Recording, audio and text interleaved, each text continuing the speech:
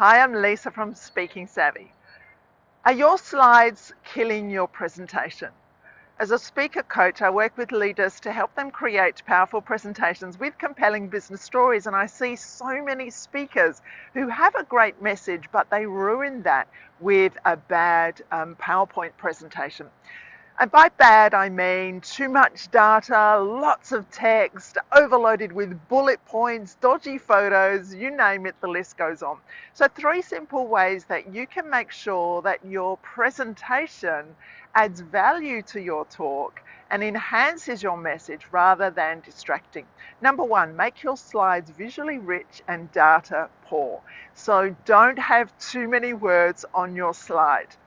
Number 2, ensure that you have really good quality images. Purchase some images or get images from a place where they are Creative Commons Zero. Make sure you have the license to use the photos, and wrap your photos right around the slide. So think billboard, not pinboard.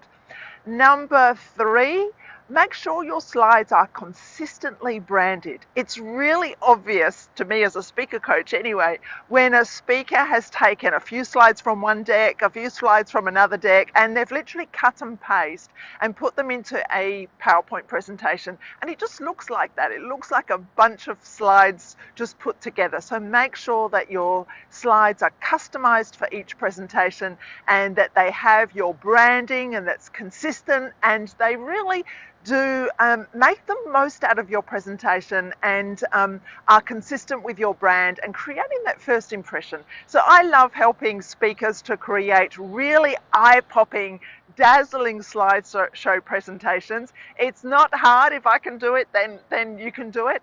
And I'm happy to share with you some more tips. If you'd like to get in touch, lisa@speakingsavvy.com.au. So really make sure that your slides add value to your presentation, and whatever you do, don't kill your talk with bad slides.